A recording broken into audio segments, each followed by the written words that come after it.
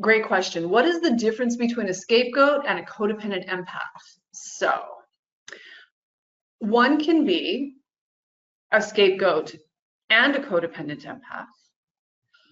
And it's not necessarily because one was cast in the role of being the family scapegoat or is scapegoat in any situation, any dynamic. Scapegoating can happen at work. It can happen in a lot of different places, right? So it's not necessarily because someone has been cast as a scapegoat that they are an untreated or recovering codependent, highly empathic codependent even.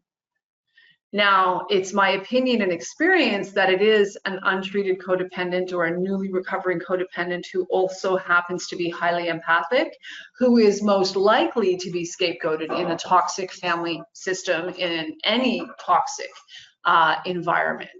It's usually the people-pleasing codependent who struggles with adequate levels of self-worth and self-esteem and the ability to set boundaries and is, you know, very much operating from an outside-in perspective, right? I don't know how I feel until I know how you feel. And is highly empathic, super sensitive. That is the individual who more often than not will be targeted as the family scapegoat or the scapegoat in any situation by empathy impaired emotional manipulators. People who do the scapegoating are obviously empathy impaired, right? You have to be empathy impaired to be targeting and scapegoating and projecting upon one individual, right? And if it's a group, if it's a mob, like in a family system, there's a level of empathy impairment, even with those who are just going along to get along, right? You have to be, to not stand up and say, this is not okay, even though it's not happening to me, right? So the people who are doing the scapegoating are at the very least empathy impaired and likely somewhere on the spectrum of destructive narcissism. The scapegoat is the person who is the target, and there's certainly overlap there with the codependent empath. Like I said, more often than not, the person targeted is also going to qualify, but not always, not always. You get a highly narcissistic group together with no actual highly empathic codependent in that little dynamic, which happens, right? They'll eat their own. They'll likely, you know, every dysfunctional system, in particular family system, but even a work environment can be like this, needs one dumping ground, garbage bin, one place to project all of the disowned shadow, right? The stuff that we don't want to look at about ourselves, right? Everything that goes wrong has to be blamed on one individual. So that can certainly happen to someone who is also on the spectrum, given that, you know, it's not like there's always one narcissist, you know, surrounded by empathic codependents, right? These folks hang out together plenty. And if that dynamic confuses you, there's a couple of videos on my YouTube channel that'll unpack that real well for you on inverted narcissism. Go to YouTube, search Tamie M. Joyce, inverted narcissism, and there's at least 2 videos on that subject there. You know, how these folks work together, right? How that happens. So the difference between a scapegoat and a codependent empath is, you know, by definition, a scapegoat is the person who is literally being scapegoated, targeted, excluded, shunned, you know, picked on, blamed, all the things that go on in scapegoating, right? And a highly empathic codependent could just as easily be cast in the, you know, in the role of being the hero of the family. So they don't always overlap, but they are, you know, by definition, they are different things. Narcissists can be codependent also, right? So when we're talking about the actual definitions, remember that, you know, a scapegoat is a specific definition, a specific experience, right? By definition, that an individual is having in any environment. Often family environment, but it can happen anywhere. It can happen with a group of neighbors. One person is the scapegoat, right? It can happen with your in-laws, right? Especially if we've been the family scapegoat and we're carrying any level of that in our field, and then we walk into our, you know, we sometimes find ourselves in yet another narcissistic tribe in terms of our in-laws. And if you're a threat in any way, if you're carrying, you know, any sort of vibe of having a history of being the scapegoat, like these things add up to your having a target on your back in a narcissistic family system. So it happens with your in-laws as well. But let me finish what I was saying.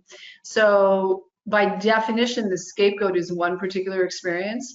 Codependency is a function of the breakdown in the relationship with myself, which typically starts in early childhood, that extends, manifests in terms of maladaptive ways of relating with others, right? So an empath can be codependent and a destructive narcissist can be codependent. Narcissists are codependent on their target, the person that they are manipulating, exploiting, targeting, abusing, right? They are codependent on, they have to have another person in order to keep the equilibrium within themselves and their lives, as dysfunctional and destructive as it often is, right? That equilibrium.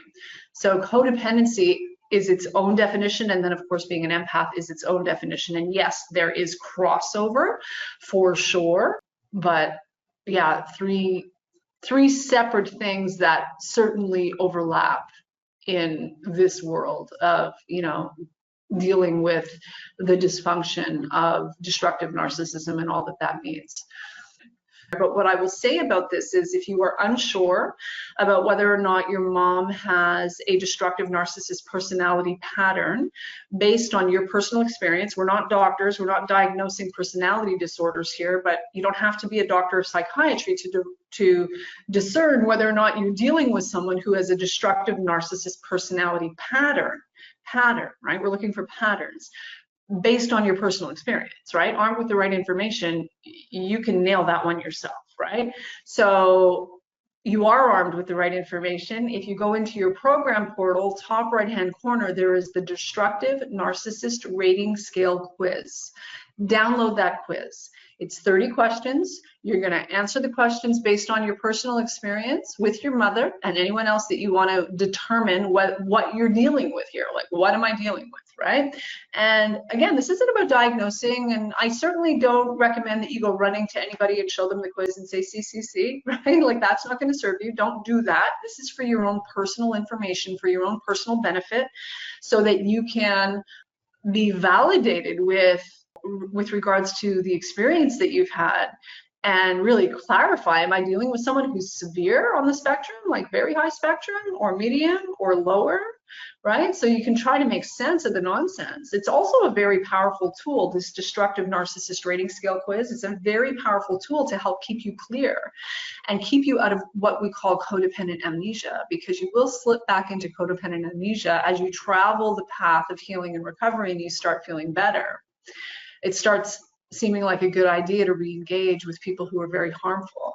So before you do, or anytime you question your own sanity, anytime you feel like you've been gaslit, pull out the quiz and run the questions.